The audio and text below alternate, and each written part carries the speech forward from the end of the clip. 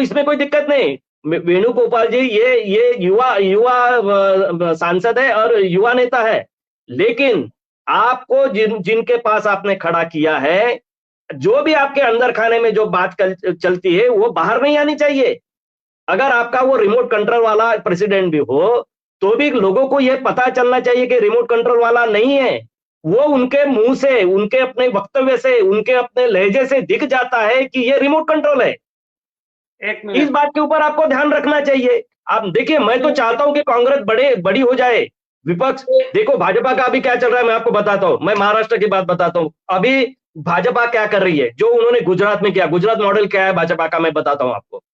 Gujarat model Bhajpa का ये कि जितने भी कद्दावर कांग्रेस के नेता थे उनको खत्म कर दिया उन्होंने।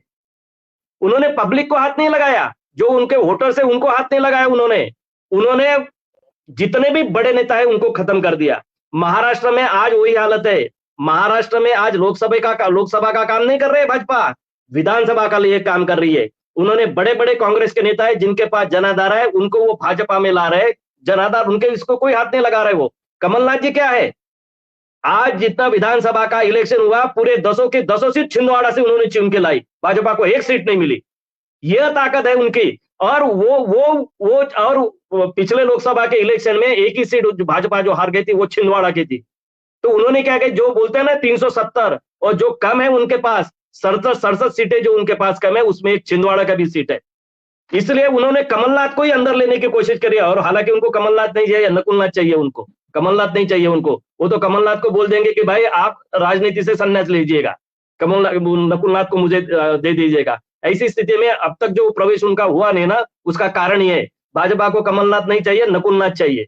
तो भाजपा हर स्टेट में ये कर रही है। तो कांग्रेस को यह समझ में आना चाहिए ना कि अपने जनाधार वाले जो नेता है उसका पूरा पूरा खच्चीकरण करके भाजपा अपने पूरे लंबी 10 20 25 साल की राजनीति पूरी तय करनी चाहती है। ये तो सीधी सीधी बात है। ध्यान देने की कोशिश नहीं कर रही है लोग, और आप घूम रहे हो पूरे देश के अंदर। ऐसे सूर्यकांत हालात जी, में आप ऐसे हालात में ये 2024 का इलेक्शन तो आप जीतेंगे नहीं। 2029 की आप जो कोशिश कर रहे हैं उस वक्त आपके पास कोई रहेगा भी नहीं है।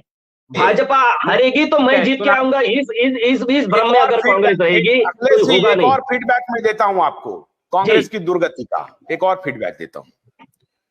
कुछ पत्रकार हैं जो तथाकथित कांग्रेसी पत्रकार हैं।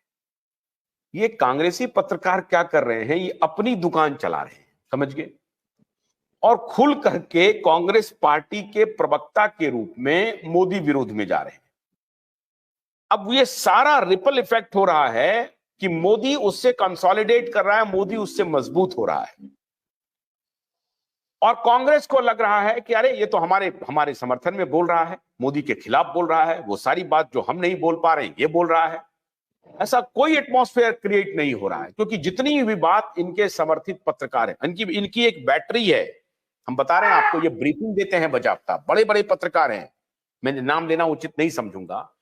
आज के दिन में कांग्रेस की जो सबसे बड़ी कमजोरी है कि कांग्रेस की लीडरशिप उन पत्रकारों पर डिपेंडेंट हो गई है।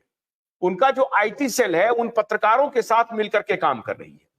ये एक सबसे बड़ा फॉल्ट लाइन हो गया है कि कांग्रेस पार्टी अपने वर्कर को, अपने संगठन को मजबूत कर ही नहीं पा रही है। कहां वो संगठनात्मक कोई चर्चा आपने कभी अभी सुना कि कांग्रेस संगठन की कोई बड़ी बैठक हो रही है? अभी भारतीय जनता पार्टी ने भारत मंडपम में पैसे का नंगा नाच किया, जिसको पैसे का नंगा नाच कहते हैं, वो किया।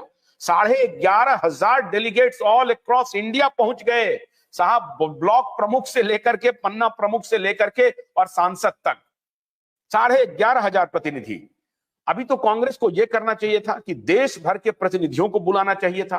कांग्रेस देश भर के प्रतिनिधियों को, अपने संगठन को कुछ इम्पेटस देता, कुछ कॉन्फिडेंस देता कि हमारे वॉरियर मैदान में जाएं, उस पर लगें। उस पर काम नहीं हो रहा है। ये कांग्रेस क्या कर रही है, so called leftist few intellectual और पत्रकार, वो लेफ्टिस्ट फ्यू इंटेलेक्चुअल में से एक दो तो उनके साथ घूम रहे हैं, बाकी लोग जो है लुटियंस जोन में इंडिया इंटरनेशनल सेंटर में कॉफी पी रहे हैं, समझ गए। इंडिया इंटरनेशनल सेंटर में कॉफी पीते हैं, शाम को मुद्दा बनाते हैं और 10 पत्रकारों को दे देते हैं, और वो पत्रकार अपना उस पर पिल जाते हैं। उनको लगता है कि अरे कांग्रेस के खिलाफ, कांग्रेस के समर्थन में मूवमेंट बन रहा है।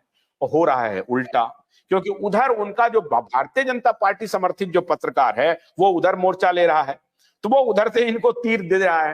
ये बहुत बड़े क्राइसिस से कांग्रेस पार्टी गुजर रही है, इसलिए मैंने इन नुआंसेस का जिक्र आपके सामने किया। अगर मैं ये बात झूठ बोल रहा हूं, ये सच नहीं है, तो मैं बेपर्दा भी कर दूंगा उन पत्रकारों, मैं सामने ला करके खड़ा कर सकता हूं, उनके अभी तक के सारे रिपोर्ट दिखा सकता हूं कि उन्होंने क्या किया है पिछले 5 साल में, पिछले 10 साल में।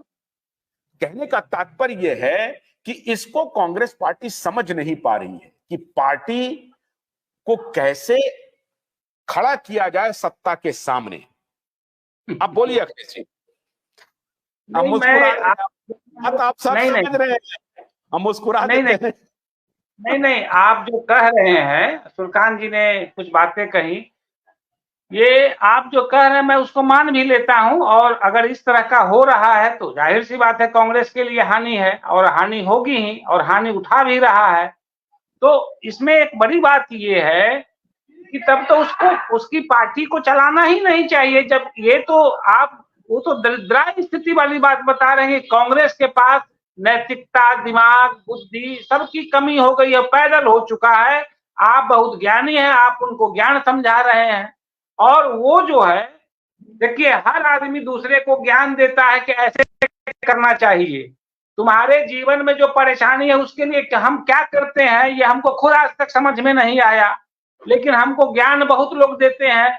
जो डकैती करते हैं, जो समझिए कि लोगों को लूटते हैं, वो हमको ज्ञान क्या देते हैं कि आप भी वही काम करो। अब जैसे सुल्तान जी ने एक बात कही कि बीजेपी ने अगले विधानसभा को ध्यान में रखते हुए वो राजनीति कर रही है और कांग्रेस के नेताओं को तोड़ रही है। बहुत अच्छी बात है, तोड़े। अब कांग्रेस को ये खेल करने नहीं आ रहा है तो कांग्रेस क्या करे, या कांग्रेस के वो नेता टूटने को तैयार है क्योंकि वह लोभी, भोगी, जोगी सब है, तो उसमें कांग्रेस क्या करे। कोई पार्टी जो है किसी को तोड़ने में ही अपना बल समझता है, उसमें कांग्रेस क्या करेगी। मैं ये कह रहा हूं कांग्रेस की परेशानी दूसरे तरह की है, और कांग्रेस के भीतर नेताओं की कमी है, वो दूसरे तरह की कमी है। कांग्रेस जिन नेताओं को बिल्ड करती है वही एक समय के बाद वो नेता दूसरों में भाग जाते हैं, शिफ्ट कर जाते हैं। जाहिर सी बात है कि कांग्रेस में विश्वास का अभाव है, और यह विश्वास कांग्रेस के प्रति लोगों का टूटता गया तो एक दिन वह भी होगा जो कांग्रेस धराशायी हो जाएगी, जमींदोज हो जाएगी। मैं ये कह रहा हूं कौन नेता क्या करता है। बीजेपी के बहुत सारी पॉलिटिक्स हमको अच्छी भी लगती है, और बहुत सारे पॉलिटिक्स गंदा एकदम पॉलिटिक्स है उसका। अभी आपने कहा कि महाराष्ट्र में क्या हो रहा है, बीजेपी का नेता कहां, किस राज्य में क्या खेल कर रहा है, ये सब लोगों को पता है। क्या किसी के पार्टी को तोड़ के अपने में ले आना ही बड़ी राजनीति है क्या? तो टूटने वाले नेता को पूछिए उसमें कांग्रेस क्या करेगी। कांग्रेस क्या है? अखिलेश जी, यही तो सवाल है, यही तो मेरा मूल प्रश्न है कि मान लीजिए कि आपको आ जाए, अभी यही तो मैं कह रहा हूं कि देखिए कांग्रेस किनके ऊपर डिपेंडेंट है। अभी पूरे पूरे समाज को मालूम है, कम से कम पावर गैलरी को तो ये मालूम है, और आपको मालूम तो जरूर होगा। कुछ ऐसे, सुनिए, कुछ ऐसे पत्रकार हैं जो अभी तक कहा जा रहा था कि मोदी के कट्टर विरोधी हैं, और इस कट्टर विरोधी हैं और कांग्रेस के एकदम समर्थित पत्रकार हैं। कांग्रेस के जमाने में उनको बहुत कुछ ये मिला, और आज की स्थिति ये हो गई कि उनकी बीबी, उनकी पत्नी कांग्रेस को छोड़ करके एनसीपी के समर्थन से राज्यसभा पहुंच गई। ये मैं आपको बतला रहा हूं कि कांग्रेस किन किन लोगों पर डिपेंडेंट है। ऐसे लोगों पर डिपेंडेंट है, उनको पता ही नहीं है कि ये लोग सब अपॉर्चुनिस्ट लोग हैं, इनको जहां रास्ता मिलेगा वहीं पकड़ लेंगे। आज अगर नरेंद्र मोदी इनको बुला करके बिठाने लगे, चाय पिलाने लगे, तो कल से ये गाली शुरू कर देंगे राहुल गांधी को।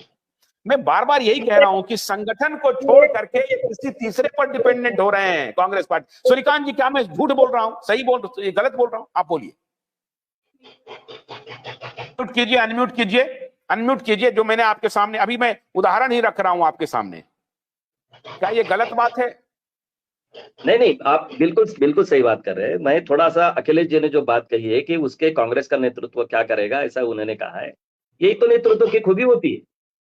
देखिए नेतृत्व कैसा होता है कि कोई, देखिए सभी के जीवन में अच्छा ही होता है ऐसा नहीं है, बुरे दिन आते ही है, सबके कार्यकाल में आएंगे बुरे दिन, वो पक्षों के भी कार्यालय में आएंगे, वो उनके हिसाब में आएंगे, वो बुरे दिन तो आने ही है उनको। नेतृत्व ऐसा होता है कि वो कॉन्फिडेंस दे पाए अपने कार्यकर्ताओं को, अपने नेताओं को कि ये दिन में जाने वाले हैं और अच्छे दिन आने वाले हैं। ये जो कॉन्फिडेंस देना होता है पार्टी के अंदर, वो कॉन्फिडेंस, अभी राहुल गांधी का स्टेटमेंट और कोई भी देख लीजिए, जैसा वो कहते हैं किसी को जाना हो तो चले जाइए, मैं देख लूंगा।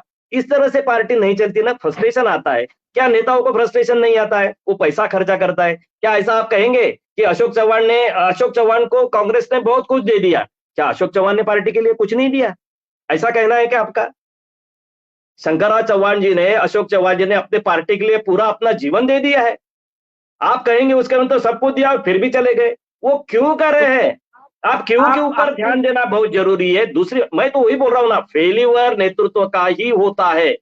भोलानाथ का ब्रश कटर एक बैटरी से चलने वाली मशीन है जिसका चार्जिंग समय 3.5 घंटे है। इसे हम 6 से 8 घंटे बिना रुके चला सकते हैं। एक बार चार्ज करने पर ये 16,000 स्क्वायर फीट गेहूं, चावल, बजरा, जोवर के खेत काट सकता है, जबकि इसी कार्य को पेट्रोल ब्रश कटर 1,000 रुपए पेट्रोल का खर्चा करता है।